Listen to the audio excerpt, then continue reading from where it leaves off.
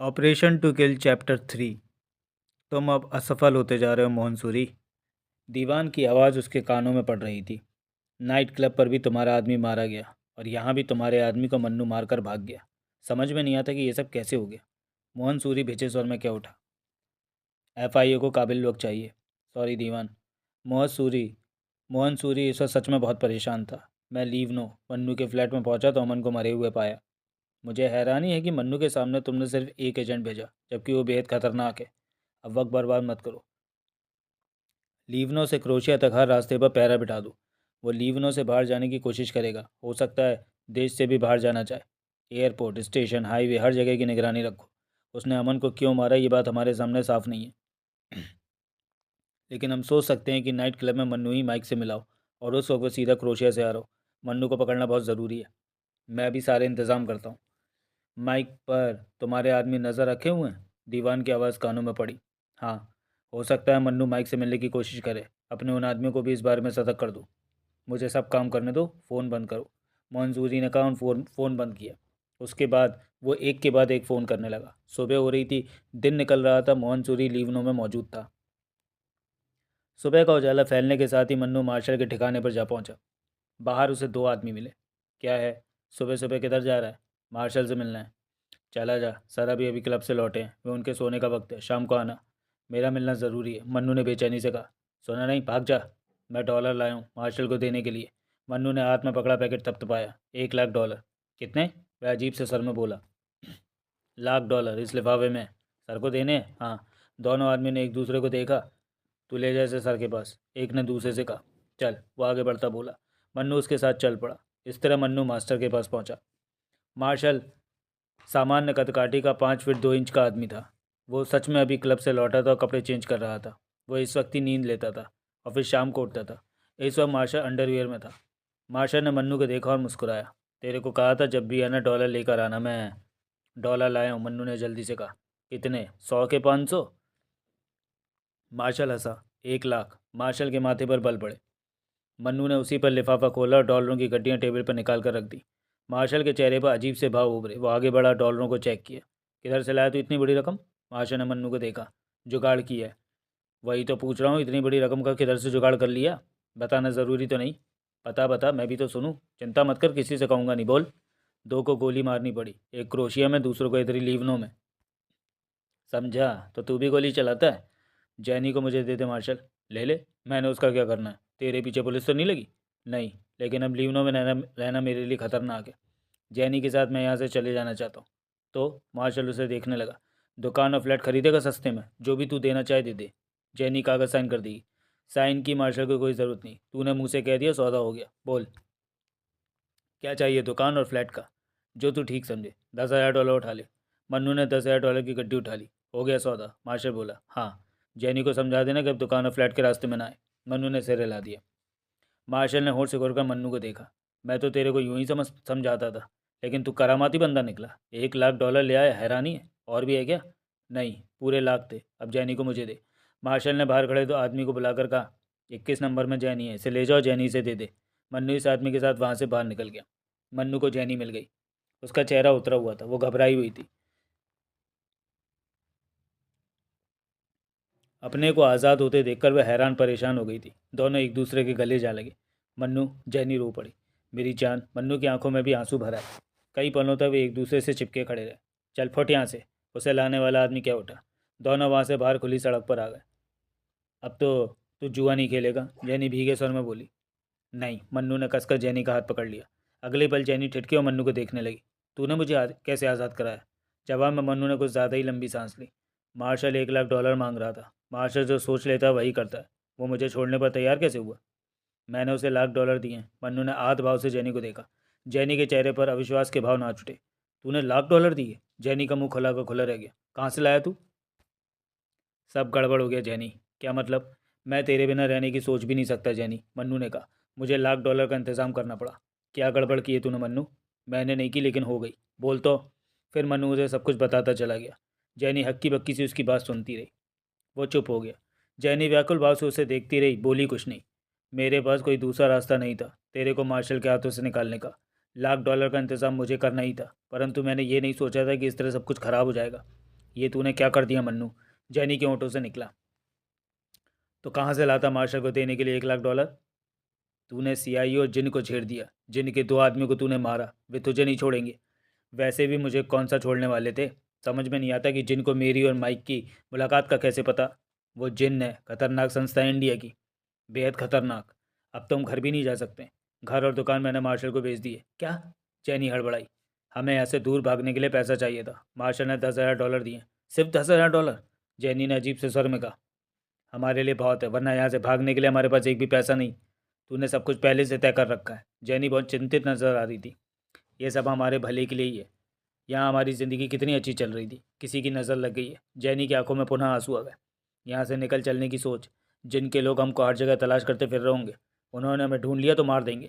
मेरे ख्याल से वे जान चुके हैं कि मैं ड्यूक हैरी की हत्या के मामले को सीआईए के सामने खोल रहा हूँ। वे गुस्से में होंगे। तूने गलत किया तो तेरे को कैसे छोड़ा था? जैनी मन्नू को देखती रही, वे थके स्वर में बोली। हम जहाँ भी जाएंगे वो हमें ढूंढ लेंगे। फिर भी हमें पूरी कोशिश करनी है कि हम दूर निकल जाएं। हमारे पास $10,000 है। पासपोर्ट होता तो हम मनीला जा सकते। पासपोर्ट है, ले आया हूँ, तेरा भी है। लेकिन मनीला के बजाय हम इंडिया जाएं तो ज़्यादा ठीक रहेगा। इंडिया? जैनी चौंकी। हाँ, जिन्हें कभी सोच भी नहीं सकेगा कि उससे बचने के लिए हम इंडिया जा सकते हैं। अमृतसर चलेंगे, वहाँ मेरे बाबूजी का बहुत बड़ा घर। वहाँ भी चलेंगे, लेकिन पहले मुंबई। वहाँ काम धंधे के बारे में कुछ सोचना, उसके बाद अमृतसर चलेंगे। लगता है विदेश में रहने का इतना ही दाना पानी लिखा था। जैनी की आंखें भर आईं। जैनी से वापस जगदीप कौर बन जाऊंगी मैं। मनु ने प्यार से जैनी का गाल थपथपाया और उसे अपने सीने से लगा लिया। अगला दृश्य। क्रोशिया के एयरपोर्ट पर मन्नू और जैनी एफआईए के एजेंट की नज़रों में आ गए थे। परंतु वहाँ भीड़ होने की वजह से एजेंट को मौका नहीं मिल पा रहा था कि वो उन दोनों को शूट कर सके। उसने मोहन सूरी को फ़ोन किया। कहो। मोहन सूरी की आवाज़ उसके कानों में पड़ी। मैं एयरपोर्ट पर हूँ और मन्नू जैनी भी यहीं है। उन्होंने इंडिया की फ़्लाइट में टिकटें बुक कराई हैं। 2 घंटे बाद वो फ़्लाइट मुंबई के लिए टेक ऑफ करेगी, उसने बताया। बेग। मोहन सूरी का परेशानी भरा सर कानों में पड़ा। उन्हें किसी भी तरह ख़त्म कर दो। पागल हो क्या? एयरपोर्ट पर टाइट सिक्योरिटी है, कदम कदम पर पुलिस वाले हैं। उन्हें ख़त्म नहीं किया जा सकता। उन्हें ख़त्म करना ज़रूरी है। यह संभव नहीं, बेग ने कहा। उन्हें शूट करने का मतलब है मेरा पकड़े जाना, जो कि ठीक नहीं होगा। ठीक है, मैं तुम्हें कुछ देर बाद फ़ोन करता हूँ। अगला दृश्य। मोहन सूरी तब लीवनो में था। बेग से बात करने के बाद उसने इंडिया दीवान को फ़ोन लगाया। कहो सूरी। दीवान की आवाज़ कानों में पड़ी। मन्नू और जैनी क्रोशिया एयरपोर्ट पर मुंबई के लिए फ़्लाइट पकड़ लें, मोहन सूरी ने बताया। मुंबई के लिए? हाँ, वे आने दो, ये तो अच्छी बात है। वे हमारे कब्ज़े में आ रहे हैं। दीवान के शब्द उसके कानों में पड़े। मुझे अफसोस है कि मैं उन्हें ख़त्म नहीं कर सका। उसने हमारे 2 एजेंटों को मारा है। अब वे हमसे बच नहीं सकते, उन्हें यहाँ ख़त्म कर दिया जाएगा। उसके बाद मंसूरी ने बेग से फ़ोन पर बात की। क्या पोजीशन है? वही, वो लाउंज में बैठे हैं और आधे घंटे में भीतर चले जाएंगे। उन पर नज़र रखो जब तक उनकी मुंबई के लिए फ़्लाइट टेक ऑफ ना कर जाए। समझ गया। उन्हें शक तो नहीं कि उन पर नज़र रखी जा रही है? कोई शक नहीं, वे निश्चिंत नज़र आ रहे हैं। क्या मैं उनके साथ उसी फ्लाइट में इंडिया जाऊँ? नहीं, तुम अंत तक उन पर नज़र रखो और फ्लाइट टेक ऑफ होते ही मुझे खबर कर दो। कहने के साथ ही मोहन सूरी ने फ़ोन बंद किया और फिर लीवनो में फैले अपने एजेंटों को मन्नू और जैनी की तलाश से हटाने लगा। उन्हें बताया जाने लगा कि वह दोनों क्रोशिया से इंडिया जाने के लिए एयरपोर्ट पर पहुंच चुके हैं। ये काम यहीं छोड़ दिया गया। अगला दृश्य। सीआईए का ऑफिस, न्यूयॉर्क। उस वक्त शाम के 7 बज रहे थे। चीफ टॉम लैरी ने हॉल में होने वाली मीटिंग से फुर्सत पाई और अपने केबिन में आ पहुंचा। वहाँ 2 एजेंट बैठे उसका इंतज़ार कर रहे थे। सॉरी दोस्तों। कुर्सी पर बैठता टॉम लैरी मुस्कुराकर बोला।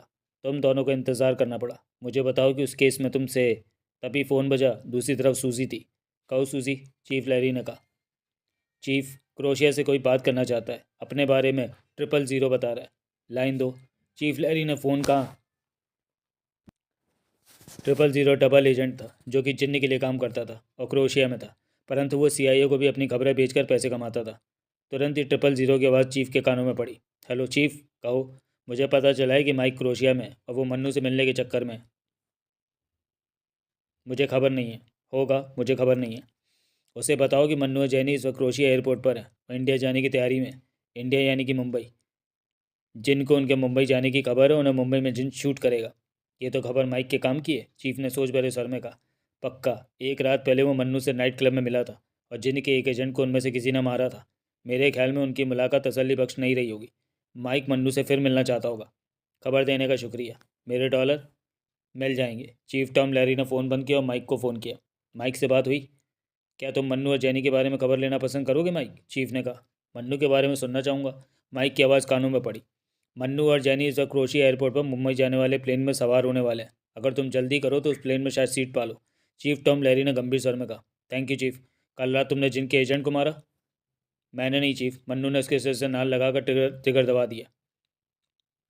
एफआईए के पास इस बात की खबर थी कि हम दोनों उसी नाइट क्लब में ड्यूक हैरी की हत्या के सिलसिले में मिलने वाले हैं। माइक की आवाज़ कानों में पड़ी। फिर बात करूंगा। इसके साथ ही माइक ने उधर से फ़ोन बंद कर दिया था। अगला दृश्य। प्लेन टेक ऑफ कर गया। मन्नू और जैनी ने चैन की सांस ली। बच गए। मन्नू ने मुस्कुराकर जैनी को देखा। जैनी कुछ उदास सी लग रही थी। क्या हुआ? मन्नू ने प्यार से पूछा। लीवनो याद आ रहा है। वहाँ हमने बहुत अच्छा वक्त बिताया। सच में वो अच्छी जगह थी। सब ठीक हो जाने पर फिर लीवनो जाएंगे। जैनी ने मन्नू को देखा, उसके हाथ पर अपना हाथ रखा। मुंबई में हम करेंगे क्या? कोई काम ढूंढ लेंगे। तुम उसकी फ़िक्र मत करो, सब ठीक हो जाएगा। अगर जिनको पता चल गया कि हम मुंबई में हैं तो? मन्नू के चेहरे पर बेचैनी झलकी। वो बोला, बहम मत पालो, नहीं पता चलेगा। वे सोच भी नहीं सकते कि हम मुंबई में हो सकते हैं। मन्नू और जैनी भी नहीं सोच सकते थे कि उनसे 4 सीट पीछे माइक बैठा हुआ था।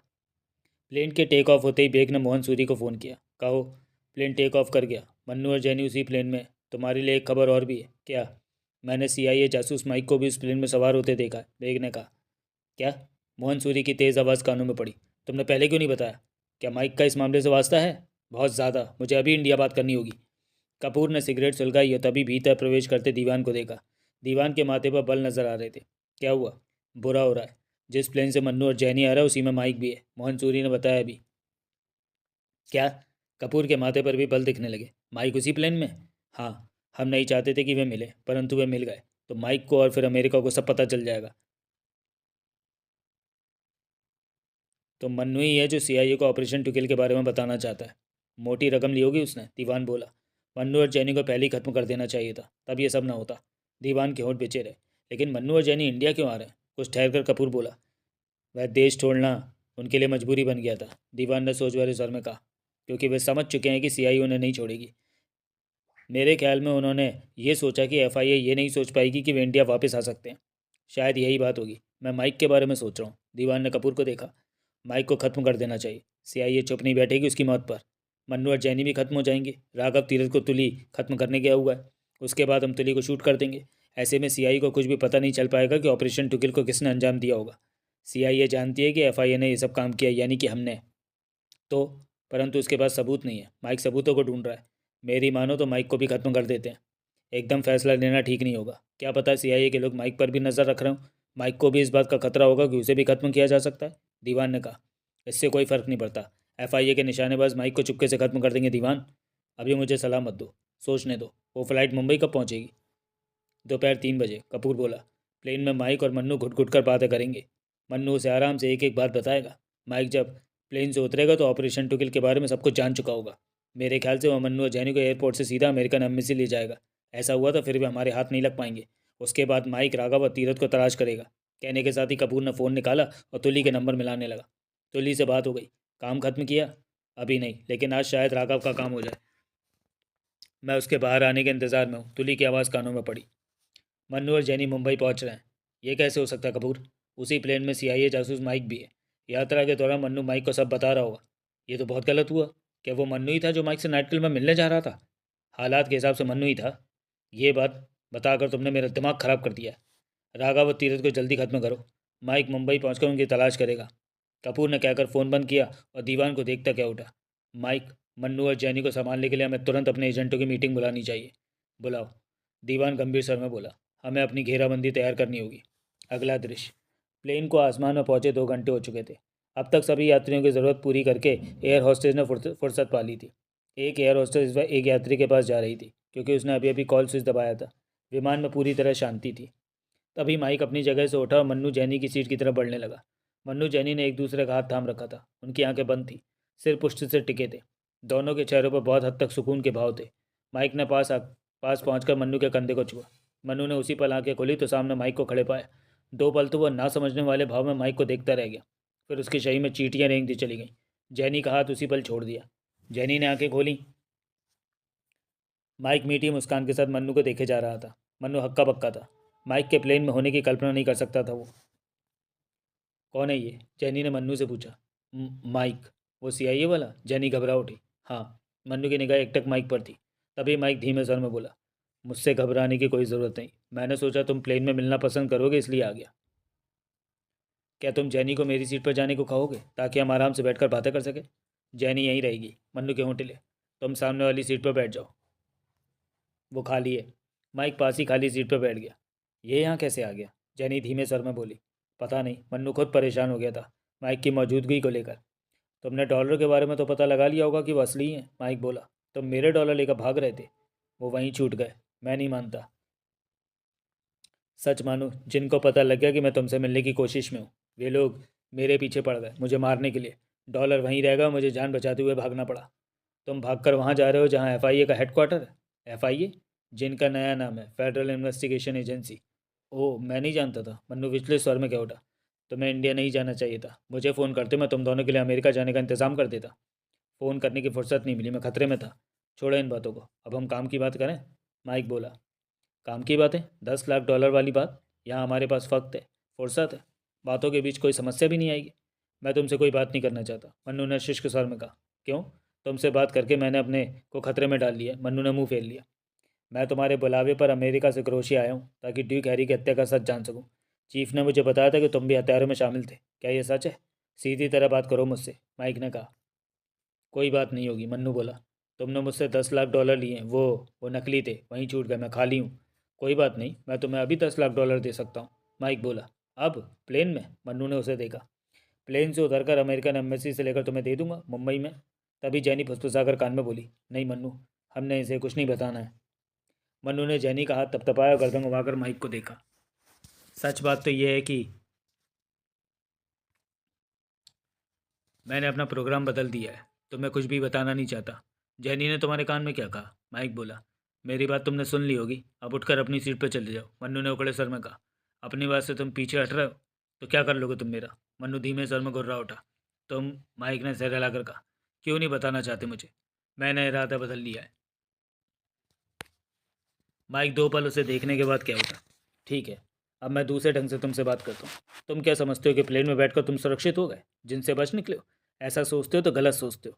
क्या मतलब? मुझे अपने चीफ से पता चला कि तुम दोनों इंडिया जा रहे हो। जानते हो चीफ को तुम्हारे बारे में कैसे पता चला? कैसे? सीआईए को एफआईए के उस एजेंट ने बताया होगा जो कि डबल एजेंट है, यानी कि वो जिन का एजेंट है, परंतु डॉलरों की खातिर सीआईए को खबरें भेजता है। क्रोशिया स्थित एफआईए के 2 आदमी सीआईए को खबरें देते हैं। तुम झूठ बोलते हो। कसम से सच कह रहा हूँ। मैं तुम्हें यह समझाना चाहता हूँ कि जिनको भी पता है कि तुम इस प्लेन में सवार हो और मुंबई पहुँच रहे हो, इस भ्रम में मत रहो कि एफआईए तुम्हारी स्थिति के बारे में नहीं जानती। तुम मुझे डरा रहे हो। मैं सच कह रहा हूँ। अगर तुमने मेरा विश्वास ना किया तो मुंबई एयरपोर्ट पर तुम्हें भुगतना पड़ेगा। मन्नू होठ पीछे माइक को देखने लगा। ये बकवास करके हमारा मुंह खुलवाना चाहता है, हम उसे। तुम चुप रहो, माइक ने जैनी से कहा। मुझे इससे बात करने दो। मैं तुमसे बात नहीं कर रही, जैनी ने तीखे स्वर में माइक से कहा। मनु अभी तक माइक को देखे जा रहा था। मेरी बात का भरोसा करो, माइक बोला। मैं सच कह रहा हूँ। एफआईओ को पता है कि तुम इस प्लेन में हो। तो? माइक के होंठ खुले। तुम मेरा साथ दो, मैं तुम्हारा साथ दूंगा। तुम्हें अपना मुंह खोलने के 10 लाख डॉलर मिल रहा है। मैं तुम दोनों का अमेरिका में सेटल करा दूंगा और मुंबई में भी बचा लूंगा। मेरे एक फ़ोन पर एयरपोर्ट पर तुम दोनों की सुरक्षा के इंतजाम हो जाएंगे। एफआईए तुम्हारे पास भी नहीं पटक सकेगी। मुझे अपना दोस्त समझो। ये तो स्पष्ट है कि एफआईए तुम्हें नहीं छोड़ने वाली। वे तुम्हारे पीछे लग चुके हैं। मन्नू के होंठ पिच गए। सीआईए से हाथ मिला लेने में ही तुम्हारा भला है। मेरे से दोस्ती कर लो, सब बता दो। कह लिया या भी बाकी है? मन्नू ने बिचे स्वर में कहा। तुम्हें अब तक हालात को समझ जाना चाहिए। मैं तुम्हें यहाँ से उठो और अपनी सीट पर चले जाओ, वरना मुझे एयर होस्टेस को कहना पड़ेगा कि तुम मुझे परेशान कर रहे हो। माइक ने गहरी सांस लिया, मुस्कुरा पड़ा। मेरी बात को तुम हल्के से ले रहे हो। माइक उठते हुए बोला। तुम मुंबई एयरपोर्ट पर अंजाम देख लेना अपना। इस बीच तुम्हें अकल आ जाए तो मेरे से बात कर लेना, कहकर माइक चला गया। तुम इसकी बातों में मत फंसना मन्नू, जैनी क्या उठी। ये किसी भी तरह तुम्हारा मुंह खुलवाना चाहता है। जानता हूँ। मन्नू के चेहरे पर गुस्से के भाव थे। ये हमारा पीछा नहीं छोड़ेगा, जैनी ने पुनः कहा।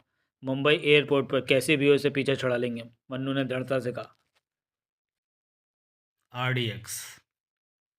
राघव, धर्मा और एक्स्ट्रा आज फुर्सत में थे। बीती शाम ही काम खत्म करके लौटे थे और रात भर उन्होंने गहरी नींद ली थी।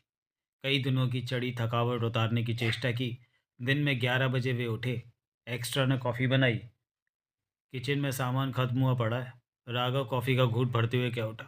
जो बाहर जाएगा लेकर आएगा। ब्रेड, मक्खन, cake, biscuit, burger, pizza, beer.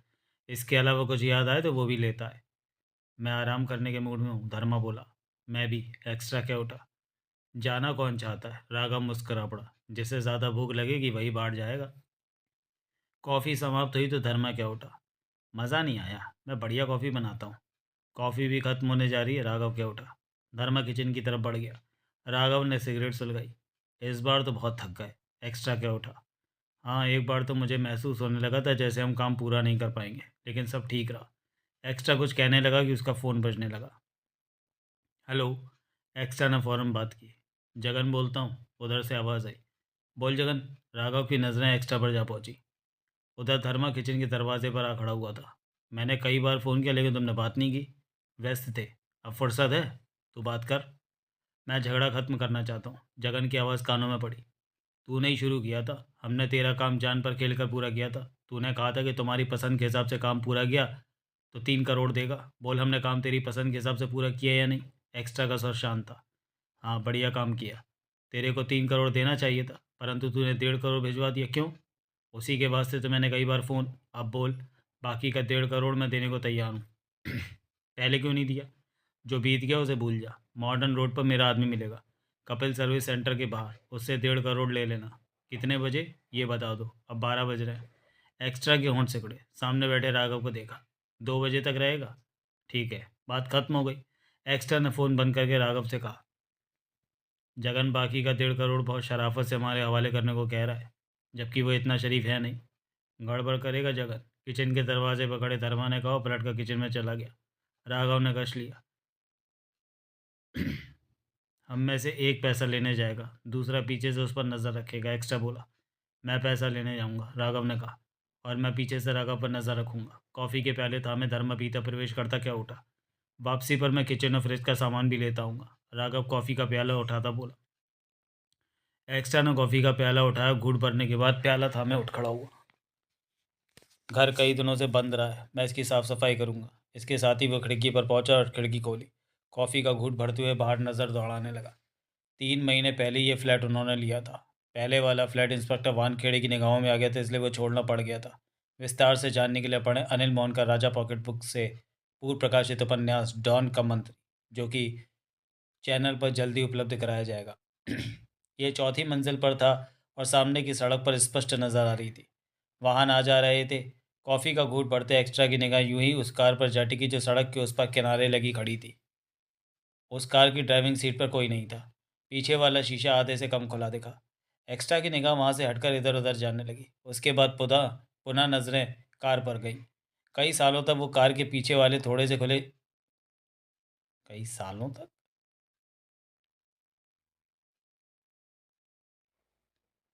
शीशे को देखता रहा, फिर पलटा और वापस घूम गया। धर्मा और राघव कॉफ़ी के घूंट ले रहे थे। धर्मा कह रहा था उसे, हमें अब नहाना धोना शुरू कर देना चाहिए, थके हुए निकलने में भी वक्त लगेगा। कॉफ़ी खत्म करके उठता हूँ, राघव ने कहा। राघव एक्स्ट्रा खुली खिड़की की चौखट से टेक लगा कर क्या उठा। सामने सड़क पर नीले रंग की कार खड़ी है। उसकी ड्राइविंग सीट पर कोई नज़र नहीं आ रहा और पीछे का शीशा थोड़ा सा नीचे गिरा हुआ है। दूसरे कमरे की ज़रा सी खिड़की खोलकर दूरबीन से कार को चेक कर। वो कार जगन का जाल भी हो सकती है। राघव फ़ौरन उठा, दूसरे कमरे की तरफ बढ़ गया। तो खिड़की से हट, धर्मा तेज सर में बोला, तेरे को खतरा हो सकता है। एक्स्ट्रा वहीं खड़ा कॉफ़ी का घूंट भरते बोला, अगर उस कार में कोई है तो उसकी निगाह मेरी तरफ ही रहेगी। दूसरे कमरे से देखते राघव को नहीं देख पाएगा। वो मेरा वहम भी हो सकता है, परंतु ऐसे वहम कभी कभी बहुत खतरनाक इत्तेफाक बन जाते हैं। धर्मा ने गहरी सांस ली। बेचैनी से वो एक्स्ट्रा को देखता रहा। तभी राघव ने वापस कमरे में कदम रखा। उसके हाथ में पावरफुल दूरबीन थमी थी। खिड़की से हट जा, राघव दांत पीछे बोला। वो पीछे वाली खिड़की पर गन के साथ बैठा है। एक्स्ट्रा तुरंत खिड़की से हट गया। खिड़की खुली रही। तीनों की नज़रें मिली। गन। धर्मा की आंखें सिकुड़ गईं। हाँ, राघव ने सिर हिलाया। पीछे वाली खिड़की का शीशा थोड़ा सा नीचे है। शीशे के किनारे पर गन की नाल लटका रखी है, जिसका रुख इधर ही खिड़की की तरफ है। और उसने मुझे शूट नहीं किया, उसके पास मौका था। एक्स्ट्रा बोला। शायद वो मेरा या राघव को निशाना लेना चाहता होगा, धर्मा बोला। कौन होगा वो? एक्स्ट्रा के दांत पिच गए। जगन ने इंतज़ाम कर रखा होगा मैं शूट करने का। राघव ने एक्स्ट्रा को देखा। ऐसा होता तो वो मुझे शूट कर चुका होता, एक्स्ट्रा ने कहा। जगन से बात करके देखता हूँ, धर्मा ने कहा। यह गंभीर बात है, हमें हर हाल में जानना है कि वो हरामी है कौन जो हमें मारना चाहता है। धर्मा ने जगन को फ़ोन किया। कहो। जगन की आवाज़ कानों में पड़ी। तूने क्या सोचा कि तू हमें ख़त्म कर देगा? धर्मा गुर्रा उठा।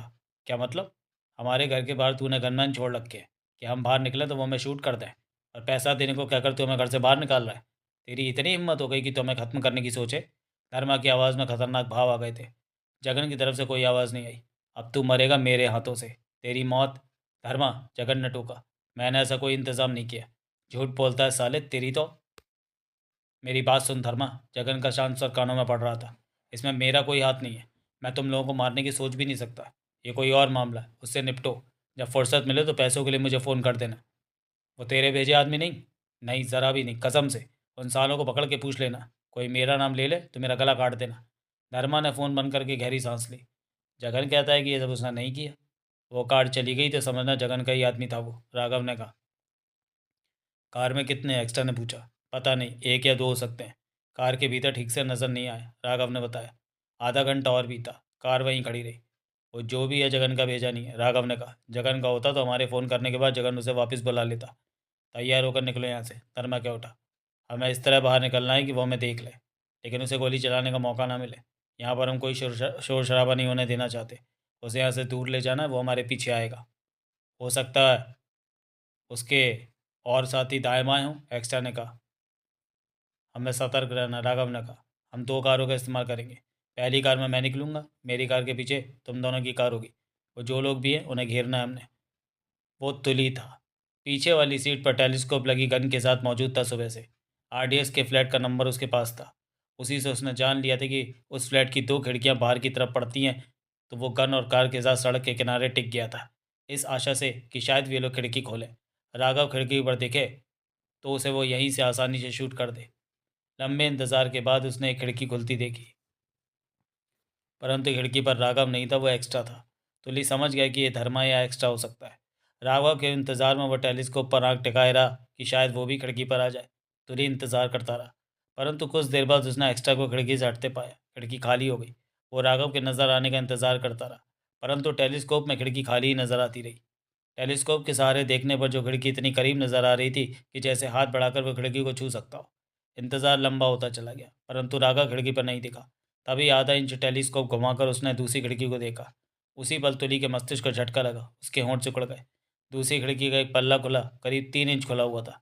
वो सुबह से दोनों खिड़कियों पर नजर रख रहा था और दावे के साथ कह सकता था कि वह खिड़की पहले पूरी बंद थी, लेकिन अब 3 इंच खुली हुई थी। तुली ने गहरी सांस ली। वो समझ गया कि उन्हें उसकी मौजूदगी का एहसास हो गया। वो सतर्क लोग हैं। दूसरी खिड़की के थोड़ा सा खुले होने का मतलब है कि उसे वहाँ से देखा गया है, शायद दूरबीन से। परंतु तुली को वहाँ से हटना गंवारा नहीं था। ये इमरजेंसी थी। राघव को फ़ौरन ख़त्म करना ज़रूरी था। माइक क्रोशिया से मुंबई के लिए उड़ चुका है। प्लेन में मन्नू और जैनी भी हैं। उनमें बात हो चुकी होगी और माइक राघव और तीरथ को ढूंढेगा। उससे पहले ही दोनों को ख़त्म कर देना ज़रूरी था। माइक के हाथ कुछ नहीं लगना चाहिए।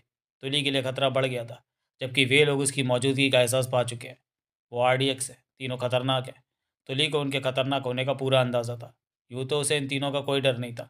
वो खुद भी कम खतरनाक नहीं था, परंतु वक्त कम था और बिना शोर शराबे के वो ये काम निपटा देना चाहता था।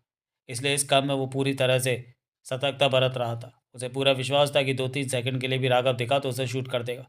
तुली का टेलीस्कोप पर आंख लगाए इंतजार किसी तपस्या से कम नहीं था। वक्त बीतने लगा। दोपहर का 1 बज गया। तुली शांत स्थिर स्थिर था। वो जानता था कि इंतजार कितना भी लंबा हो सकता है। ऐसे मौक़ों पर उसे संयम बनाए रखना चाहिए। साथ ही वो इस बारे में निश्चिंत होने लगा कि आरडीएक्स को उसकी मौजूदगी का एहसास नहीं हुआ है। वो खिड़की यूं ही खाली खोली गई होगी, क्योंकि 1-1.5 घंटा बीत जाने पर उनकी तरफ से कोई हरकत नहीं हुई। उसकी मौजूदगी का उन्हें पता चला होता तो वे इतनी देर चुप न बैठते। तभी तुली ने फ्लैटों के मुख्य गेट से एक कार बाहर निकलती देखी। मात्र क्षण भर के लिए ड्राइविंग सीट पर बैठे राघव की झलक मिली। वो कार में अकेला था। तुली ने फुर्ती से गन का मुख उसकी तरफ घुमाया, लेकिन इतने ही वक्त में कार में बैठा राघव आगे निकल गया था। बच गया, तुली बड़बड़ाया और गन को सीट पर रखकर फुर्ती से दरवाज़ा खोला और बाहर निकलकर आगे का दरवाज़ा खोलते हुए स्टीयरिंग सीट पर जा बैठा। कार स्टार्ट की और राघव की तरफ दौड़ा दी। सड़क पर बाहर और भी वाहन थे।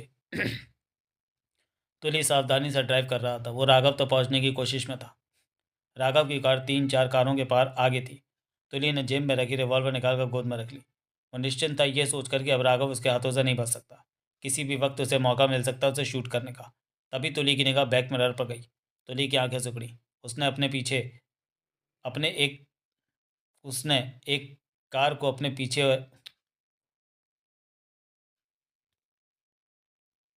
उसने अपने एक कार के पीछे वाली कार में एक्स्ट्रा की झलक पा ली थी।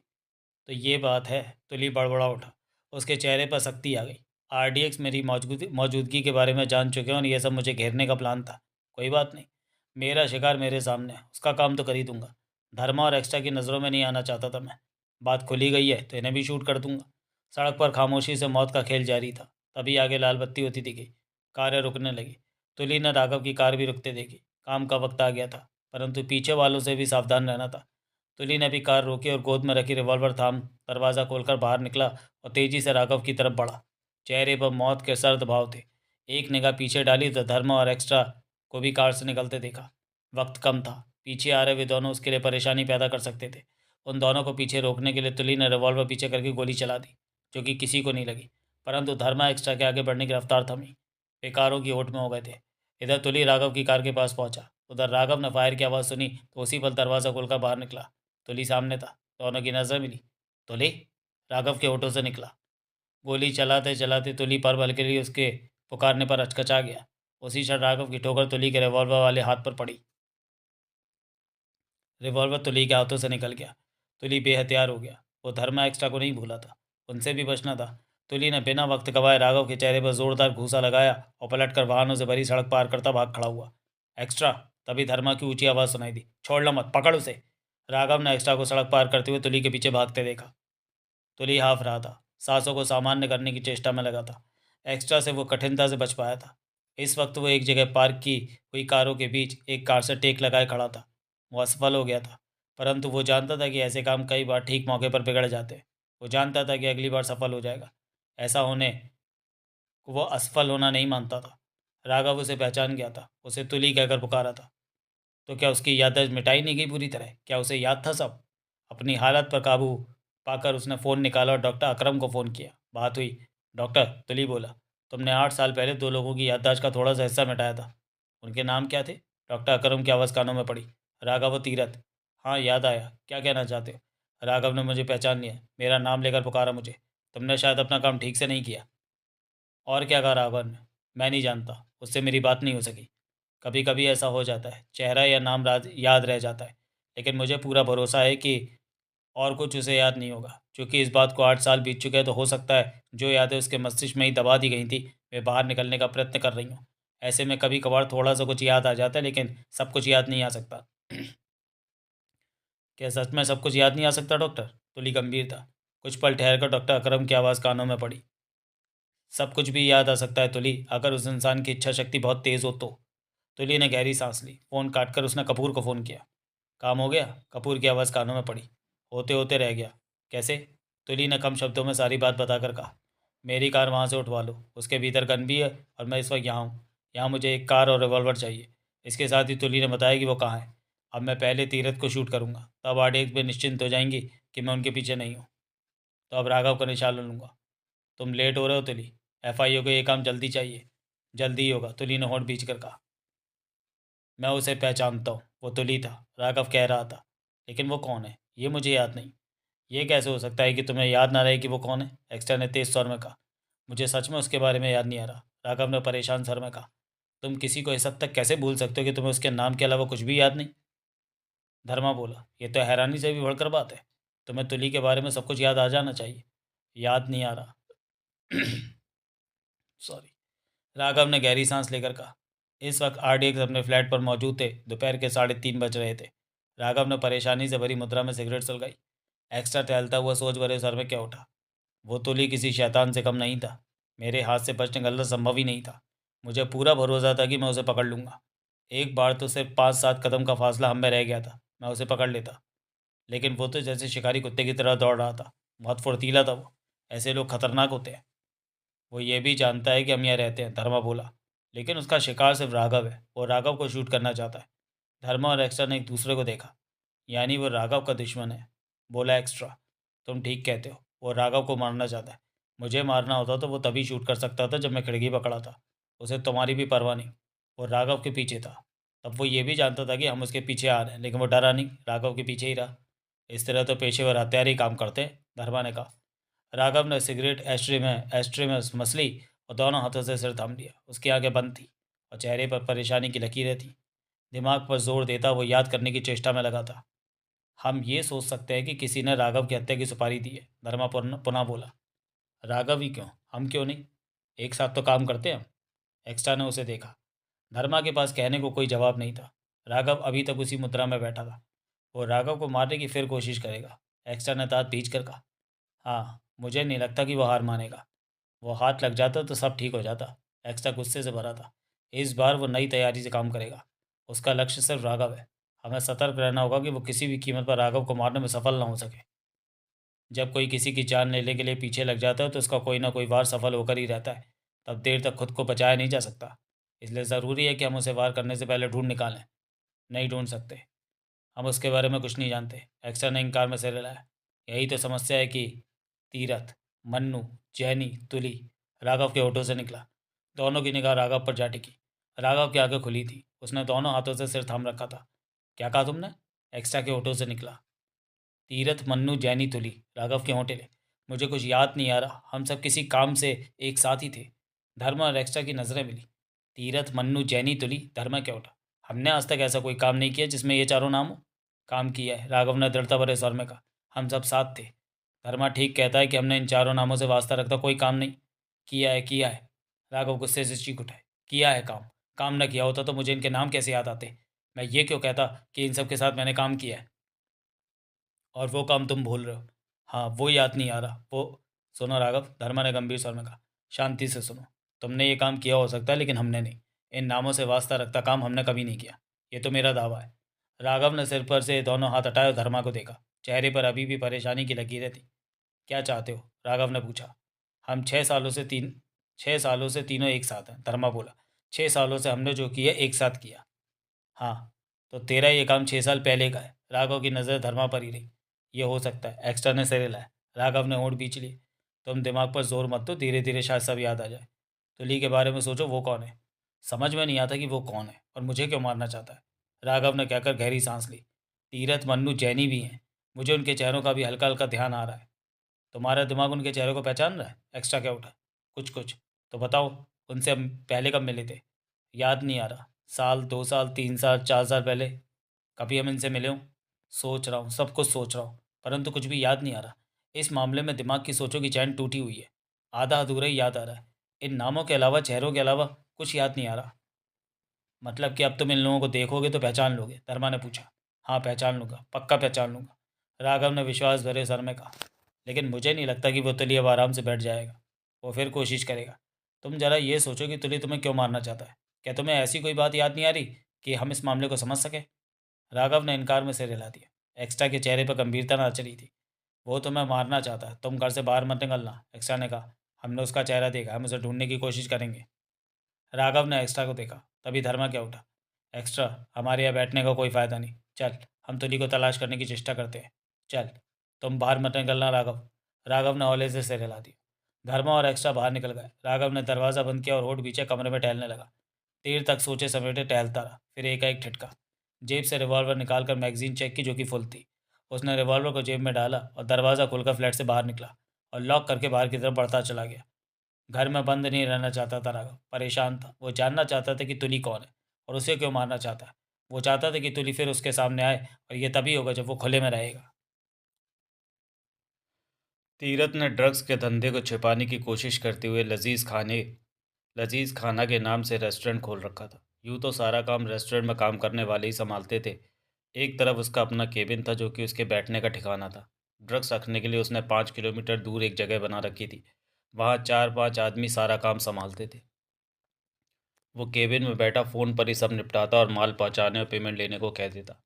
पुराना कीड़ा था वो ड्रग्स के धंधे का। सब कुछ कुशलता से संभाल रखा था। पुलिस को हर हफ्ते नोट पहुंचा देता था।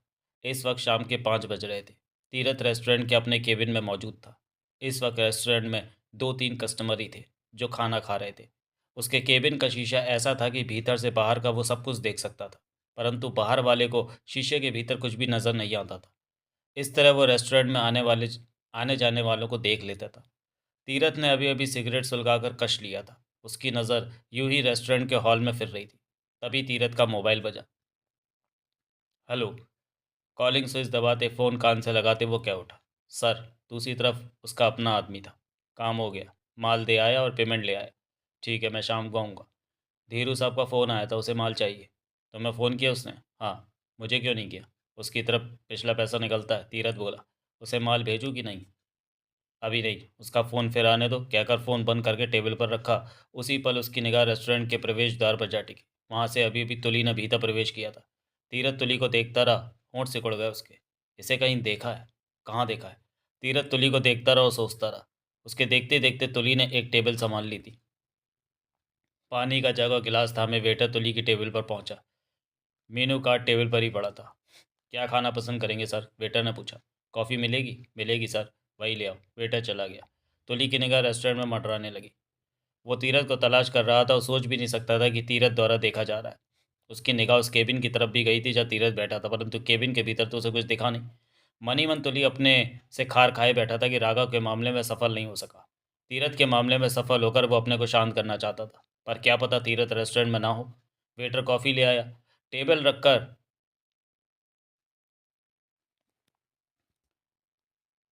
टेबल पर रखकर जाने लगा तो तुली ने टोका। सुनो। वेटर ने ठटक कर उसे देखा। ये रेस्टोरेंट तीरथ का है ना? तुली ने कहा। जी हाँ, वो मेरा दोस्त है। क्या उससे मुलाकात हो सकती है?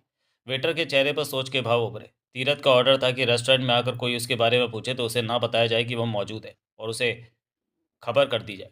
ये सब तीरथ सावधानी के नाते करता था। ड्रग्स के धंधे में पड़ा था वो। उसके दुश्मन भी बहुत थे। वो नहीं चाहता था कि कोई रेस्टोरेंट में आए और उसे मार जाए। मुझे मालूम नहीं कि मालिक हैं कि नहीं, पता करता हूँ, वेटर बोला। अगर होंगे तो उन्हें खबर कर दूंगा। तुली के सिर हिलाने पर वेटर चला गया।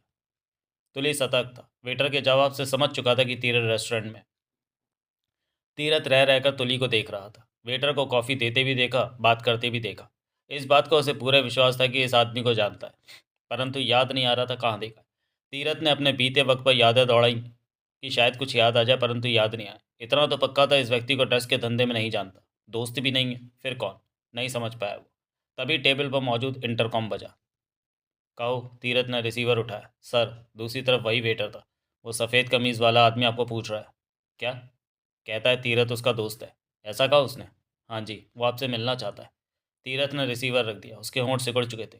तीरथ को पक्का पता था कि वो आदमी उसका दोस्त नहीं हो सकता। कोई दोस्त नहीं है ही नहीं।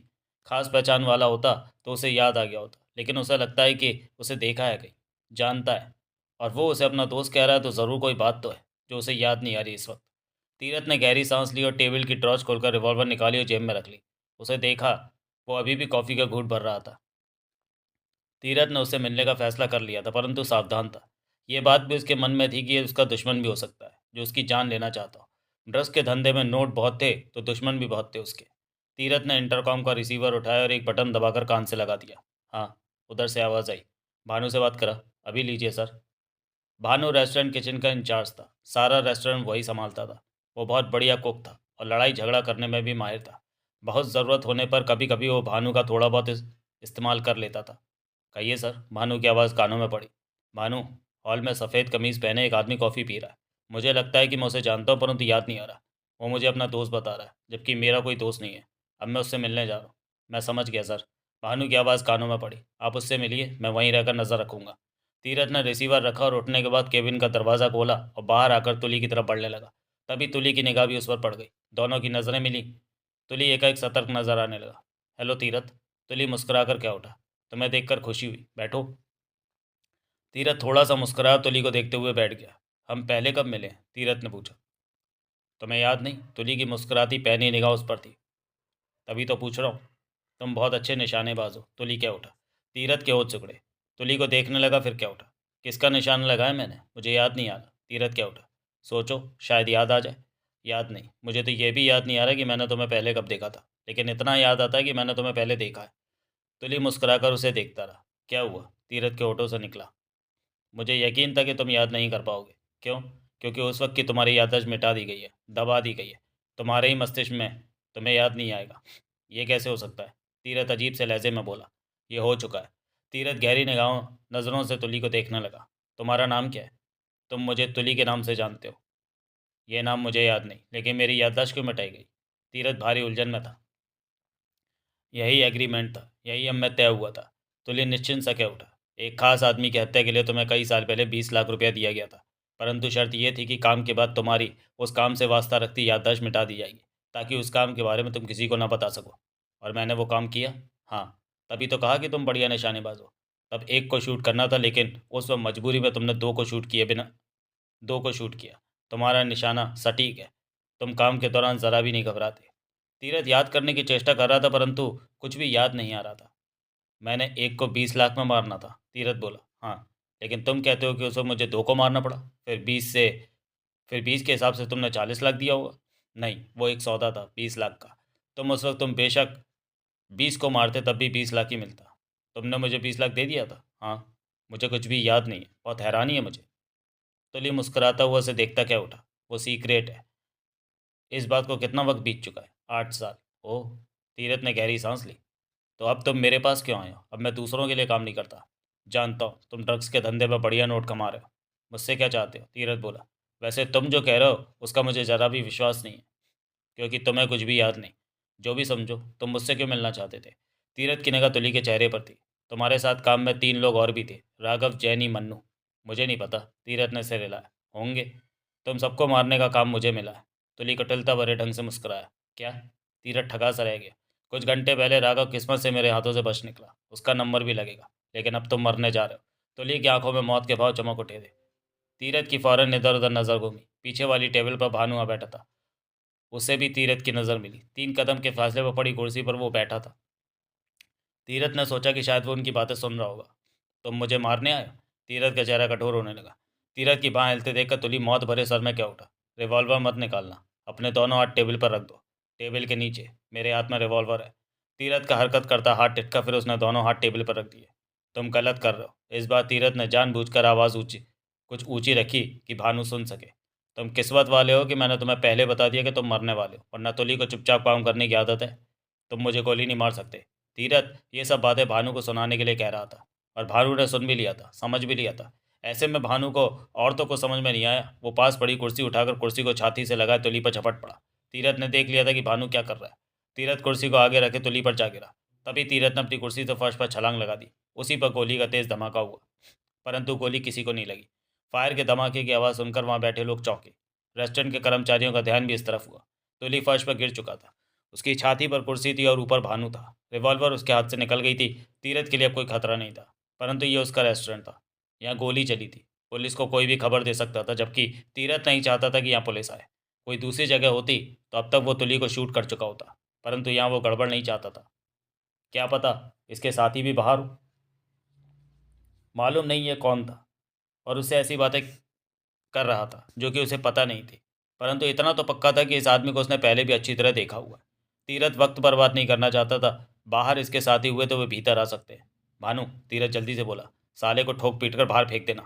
तंदूर में डाल दूं हरामी को? भानु गुर्रा है। नहीं, ठोक पीट कर बाहर फेंक दे, बाद में देखूंगा इसे। तब तक रेस्टोरेंट के और भी कर्मचारी आ गए थे। वे भी तुली पर चढ़ गए। एक ने उसकी रिवॉल्वर उठाकर अपनी जेब में रख ली। वो मिलकर तुली को पीटने लगे। तुली का दिन ही खराब था आज का। 5-7 हाथी पड़े होंगे उसे कि उसने खुद को बचाया और भाग निकला वहां से। तुली का खून खौल रहा था। क्या हो गया है उसे? राघव भी बच निकला और तीरथ भी। पहले कभी ऐसा ना हुआ था कि शिकार उसके सामने आया और बच निकला हो। तो अब क्या हो गया? आज के दिन में वो 2 बार चूक गया। तुली एक बाजार की दुकान में बैठा चाय पी रहा था। अपने क्रोध पर काबू पाने की चेष्टा कर रहा था। गुस्से की वजह से सिर दर्द से फटा जा रहा था। तभी उसका फ़ोन बजा। उसने मोबाइल की स्क्रीन पर नज़र डाली। कपूर का नंबर वहां चमक रहा था। तुली के होंठ पिच गए। उसने चाय के पैसे दिए और दुकान से बाहर आकर बाजार में आगे बढ़ने लगा। हेलो। तुली ने अपने को शांत रखने की भरसक चेष्टा की। क्या कर रहे हो? कपूर की आवाज़ कानों में पड़ी। मैं फिर चूक गया। दीवान ने बताया मुझे कि तुम राघव को। मैंने कहा है मैं फिर चूक गया। तुली शब्दों को चबाकर बोला। तीरथ भी मेरे हाथों से बच निकला। 2 पल तो कपूर की आवाज़ नहीं आई।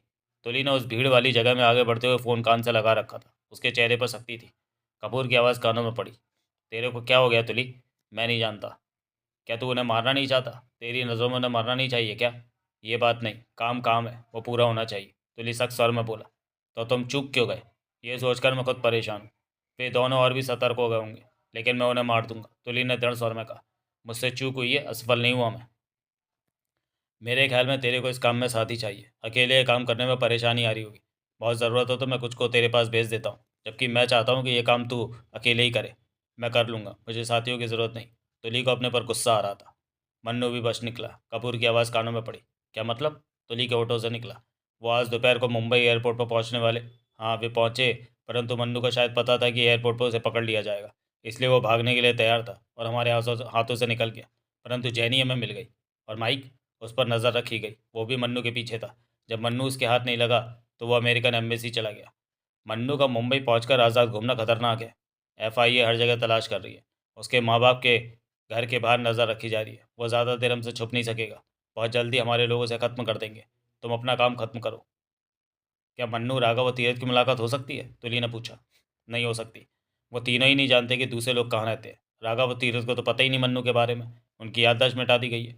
मन्नू अवश्य सब कुछ जानता है, परंतु वो दोनों के ठिकाने नहीं जानता। और तुली सोच रहा था कि उसने तीरथ को राघव और मन्नू के बारे में बता दिया है, परंतु नामों के सहारे वो उन दोनों तक नहीं पहुंच सकेगा। तुली सोच भरे सर में क्या उठा। मन्नू ने माइक को सब कुछ बता दिया होगा, इसलिए वो तीनों को फौरन खत्म कर देना चाहिए। कपूर की आवाज़ कानों में पड़ी। तीनों में से कोई बच नहीं सकेगा। परंतु जैनी से पूछताछ चल रही है। वो कहती है मन्नू ने माइक को कुछ नहीं बताया। वो झूठ बोलती है। पूछताछ चल रही है, तुम अपना काम करो, तब सब ठीक हो जाएगा। तुली ने फ़ोन बंद करके जेब में डाला और भीड़ भरे बाजार में आगे बढ़ता रहा। भिजे होंठ, सोच में डूबा चेहरा। मन्नू और जैनी प्लेन में। घोषणा हो चुकी थी, प्लेन कुछ ही देर में लैंड कर जाने वाला था। तुम्हें याद है ना जो मैंने समझाया? मन्नू धीमे स्वर में जैनी से बोला। जैनी ने सहमति से सिर हिलाया। एक बार फिर दोहरा देता हूँ, प्लेन से उतरते ही हम अलग हो जाएंगे। हो सकता है कि माइक ठीक कह रहा हो कि जिन हमारी ताक में। माइक से भी पीछा छुड़ाना है। हम दोनों एक साथ होंगे तो दुश्मनों को हम पर नज़र रखने और हमें पकड़ने में आसानी होगी। जिन कम से कम मुझे तो नहीं छोड़ने वाला, क्योंकि मैं उसके 2 आदमी मार चुका हूँ। हमें हर हाल में सबसे बचना है। इस क्रोशिया में एयरपोर्ट पर हम अलग भी हो सकते हैं। ऐसी स्थिति में दोबारा मिलने के लिए हम दिन के 12 बजे गेटवे ऑफ इंडिया पर मिलेंगे। एक दिन ना मिले तो अगले दिन पहुँचेंगे। 4 दिन हमारी यही कोशिश रहेगी कि हम गेटवे ऑफ इंडिया पर दिन के 12 बजे मिलें। इन 4 दिनों में हम नहीं मिले तो हम किसी छोटे से होटल या गेस्ट हाउस में रुककर एक दूसरे को तलाश करेंगे। ठीक है, परंतु तुम्हारा घर भी तो है। वहाँ जाना ठीक नहीं होगा, जिनको सब खबर है। हम ज़्यादा खतरे में हैं मन्नू। उधर जिन्न है तो इधर माइक है। जैनी चिंतित स्वर में बोली। इंडिया आकर हमने गलती कर दी। हमें किसी दूसरे देश जाना चाहिए था। ये गलती अब सुधारी नहीं जा सकती। जो सामने है उसे ही देखो। क्या पता जिनके बारे में हम यूं ही चिंतित हो रहे हो वो एयरपोर्ट पर हमारे इंतजार में हो ही नहीं। मन्नू ने जैसे खुद को तसल्ली दी। प्लेन मुंबई एयरपोर्ट के रनवे पर लैंड कर गया। सीढ़ी लग गई, यात्री उतरने लगे। सीटों से खड़े होने के साथ ही मन्नू और जैनी अलग हो गए। तभी माइक मन्नू के पास आ पहुंचा। तुम्हें मेरी बात मान लेनी चाहिए, माइक ने धीमे स्वर में कहा। मन्नू ने मुंह फेर लिया। यकीन मानो, FIA तुम्हारे इंतजार में एयरपोर्ट पर है। वे तुम्हें शूट कर देंगे, माइक ने पुनः कहा। मन्नू ने फिर भी कुछ न कहा। आखिर मेरी समझ में नहीं आता कि तुम मेरे से दोस्ती क्यों नहीं कर रहे। तुम जो जानना चाहते हो मैं बताना नहीं चाहता। आखिर क्यों? तुमने ही तो चीफ को फ़ोन किया था। तब मुझे 1 लाख डॉलरों की सख्त ज़रूरत थी और वो मैं तुमसे ले चुका हूँ। लेकिन उसके बदले में तुमने मुझे कुछ बताया नहीं। मैं बेईमान हूँ, इसलिए अपनी बात से हट गया। तुम यही समझो, मेरे से दूर हो जाओ, वरना मैं तुम्हारी शिकायत कर दूंगा कि तुम मुझे परेशान कर रहे हो। मन्नू ने उखड़े स्वर में कहा। तुम मेरी बात को सच नहीं मान रहे कि FIA वाले तुम्हारे लिए एयरपोर्ट पर हैं? नहीं, नहीं सच मान रहा। और जब तुम्हें मेरी बात का यकीन आएगा तब मैं तुम्हारे लिए कुछ नहीं कर सकूंगा, माइक ने गंभीर स्वर में कहा, क्योंकि तब तक वो तुम्हें शूट कर चुके होंगे। बकवास मत करो, ऐसा कुछ भी नहीं है। ऐसा है। मन्नू विमान से बाहर निकला, सीढ़ियाँ उतरने लगा। रनवे पर बस खड़ी थी जो कि यात्रियों को एयरपोर्ट की इमारत तक ले जाने को तैयार थी। माइक मन्नू से बात करने का मौका ढूंढ रहा था, परंतु मन्नू उससे बसता बस में एक आदमी के साथ जा बैठा। तभी माइक को एक सीट पर जैनी बैठी थी कि तो वो उसके पास जा बैठा। मन्नू मेरी बात समझने की चेष्टा नहीं कर रहा कि तुम दोनों के एयरपोर्ट पर खतरा है, माइक कह उठा। मैं भी तुम्हारी बात नहीं समझ पा रही हूँ, जैनी ने शुष्क स्वर में कहा। तुम दोनों बेवकूफ़ हो जो मेरी बात को गंभीरता से नहीं ले रहे, माइक झल्ला उठा। तुम्हारी बात कोई नहीं सुनना चाहता, खामोश रहो। अगर तुम लोग ड्यूक हैरी के हत्या के बारे में बताओ तो मैं रकम बढ़ा सकता हूँ, अमेरिका की नागरिकता भी दिला सकता हूँ। उसके बाद अपना मुंह मत थकाओ, हमें कुछ नहीं चाहिए। माइक को अपनी कोशिश सफल होती नहीं लगी। बस द्वारा वे एयरपोर्ट की इमारत पर पहुंचे और भीतर जाकर वे चेक इन क्यू पर लग गए।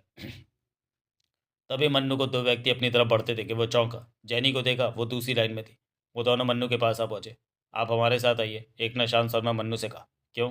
मन्नू को खतरे का एहसास हो उठा, तो उसने छोटा सा कार्ड निकालकर उसके सामने करते हुए कहा।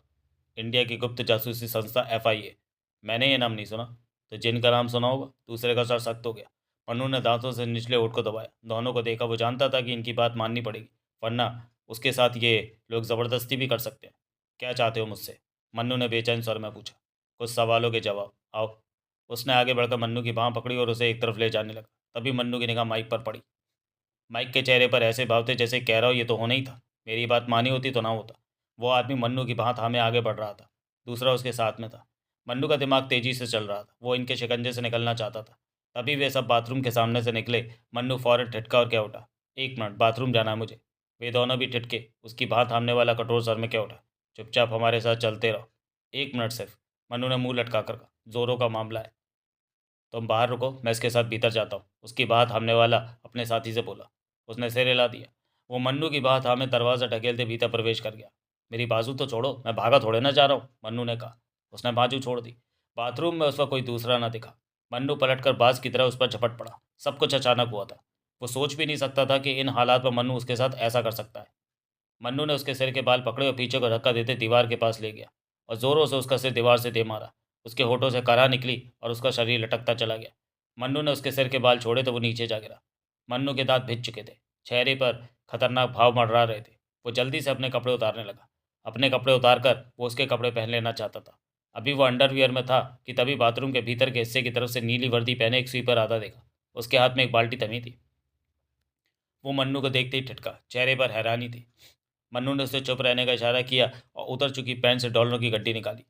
ये लो। मन्नू $20 निकालकर उसे देता बोला। मुझे अपने कपड़े दो। ये तुम क्या कर रहे हो? तुमने इसे मार दिया, स्वीपर घबरा कर बोला। बेहोश है। मन्नू ने $10 और निकाल कर दिया। तुम अपने कपड़े मुझे दो। ये कम है, वो अपने हाथ में पकड़े डॉलरों को देखता बोला। मन्नू ने $100 उसे दिए। जल्दी से कपड़े मुझे दो, तू मेरे पहन लेना। वो कपड़े उतारता बोला। ये क्या हो रहा है? तुम क्या? ये बदमाश मुझे लूटना चाहता था। तो मेरे कपड़े तुम क्यों पहन रहे? वो मेरी मर्जी। तेरे को मैं $130 दे चुका हूँ। उसे लेते हुए तूने नहीं पूछा कि इतने ज़्यादा क्यों दे रहा हूँ? उसने अपनी नीली वर्दी उतारी। मन्नू ने उसे पहन लिया। उसके सिर पर नीली ही टोपी थी। मन्नू ने टोपी उतार कर उसके सिर पर रखी और अपने हाथ में थमी बाल्टी खुद थाम ली। फिर क्या उठा? चल बाथरूम के पीछे वाले हिस्से में चला जा जहाँ से आया। 10 मिनट बाद इधर आना। अजीब हो, बड़बड़ाता हुआ वो मन्नू के कपड़े उठाए पीछे की तरफ चला गया। डॉलर मन्नू जेब में रख चुका था। बेहोश पड़े व्यक्ति की जेब से उसने रिवॉल्वर निकाली और कपड़ों में छिपा ली। सिर पर रखी कैप को थोड़ा सा माथे पर झुका लिया और बाल्टी थामे दरवाजे की तरफ बढ़ गया। मन्नू बाल्टी थामे दरवाज़ा खोलकर बाहर निकला। उसका दूसरा साथी बाहर ही खड़ा था। दरवाज़ा खुलते ही फौरन घूमा, परंतु स्वीपर को देखकर उसने मुंह फेर लिया। मन्नू बाल्टी थामे एक तरफ बढ़ता चला गया। एयरपोर्ट पर भीड़ थी। चंद पलों में वह भीड़ में मिक्स हो गया। उसके शरीर पर पड़ी स्वीपर की नीले रंग की वर्दी ने उसे सुरक्षित कर रखा था। भीड़ में से निकलते हुए उसने नीचे गिरे कागज़ के टुकड़े उठाकर बाल्टी में डाले। आगे बढ़ा कि फौरन सिर पर पड़ी कैप को माथे की तरफ झुका लिया। 2 आदमी जैनी को थामे उसके पास से ही निकले थे। मन्नू के होंठ भिज गए। जैनी को फंसे पाकर, परंतु उसे बचाने के लिए वो कुछ नहीं कर सकता था क्योंकि वह खुद खतरे में था। यहाँ से जल्दी निकल जाना चाहता था। मन्नू बाल्टी थामे बाहर गेट की तरफ बढ़ गया। कुछ आगे जाने पर मौका मिला तो उसने बाल्टी को एक दीवार के पास रख दिया। उसके बाद कुछ आगे बढ़ा तो माइक दिखा, जो कि एक जगह ठिठका इधर उधर नजरें घुमा रहा था। शायद वो उसकी तलाश में नजरें दौड़ा रहा था। वो बाहर निकलने वाले दरवाजे के पास आ पहुंचा। वहाँ और भी कई स्वीपर नजर आ रहे थे नीली वर्दी में, इसलिए उसे तलाश कर पाना जिनके आदमियों के लिए आसान नहीं था। अब तक तो उन्हें पता चल गया होगा कि वह उनके हाथों से निकल भागा है। मन्नू बाहर निकला और एक तरफ बढ़ गया। कुछ ही देर में वो पार्किंग के उस हिस्से में जा पहुंचा जहाँ कतारों में कारें खड़ी थी। अब मन्नू को अपने शरीर में पड़े कपड़े मुसीबत लग रहे थे। उसे दूसरे कपड़े चाहिए थे। कुछ देर पार्किंग में चलने के पश्चात उसे कार में बैठा एक ड्राइवर दिखा तो वो उसके पास पहुंचा। इस तरफ कोई नहीं था। ड्राइवर ने उसे देखा तो मन्नू ने उसे कपड़ों में छुपा रखी रिवॉल्वर दिखाई। ड्राइवर घबरा उठा। गोली मारूं तेरे को? नहीं, वो कांपता से कह उठा। तेरे कपड़े और कार चाहिए मुझे। देता हूँ, कहकर ड्राइवर फौरन कार से बाहर निकला, कपड़े उतारने लगा। चंद पलों में ही मन्नू उसके कपड़े पहन चुका था। मेरे कपड़े पहन ले तू। मन्नू रिवॉल्वर और डॉलर की गड्डी पैंट की जेब में ठूसता क्या उठा। ड्राइवर खामोशी से खड़ा हो रहा। मन्नू कार में बैठा, चाबी लगी हुई थी। उसने कार स्टार्ट की और आगे बढ़ा दी। जय मुंबई मैया। मन्नू बड़बड़ा उठा। 8 सालों बाद वो फिर मुंबई आ पहुंचा था। वो जानता था कि ये कार उसे जल्दी छोड़नी। कुछ ही देर में इस कार का नंबर पुलिस वालों तक पहुंच जाएगा कि एयरपोर्ट से ये कार चोरी हो गई है। तभी उसे जैनी का ध्यान आया। जैनी जिनके हाथों में फंस गई थी। वो लोग जैनी को छोड़ने वाले नहीं। मुंबई में वो आ तो गया था, परंतु करने को कुछ नहीं था। जैनी साथ होती तो वो कुछ सोचता, परंतु अब वो क्या करता? ये भी जानता था कि जैनी को जिन के हाथों से नहीं निकाल पाएगा। उसे भी जिन से खतरा था। माइक भी जान जाएगा कि वो बच निकला है और उसे ढूंढेगा, परंतु माइक से कम और जिन से ज़्यादा खतरा था उसे। अब उसे कई बार महसूस होता कि माइक की बात मान लेता तो ठीक रहता। माइक उसे लाखों डॉलर भी देता और जैनी के साथ अमेरिका की नागरिकता भी दिला देता। इंडिया पहुंचकर वो खुद को फंसा महसूस करने लगा था। जैनी का जिन के हाथों में पहुंच जाना उसे तकलीफ दे रहा था। तो चलिए दोस्तों, इस पार्ट को हम यहीं समाप्त करते हैं और मिलते हैं इसके अगले भाग में, अगले वीडियो में। तब तक के लिए धन्यवाद।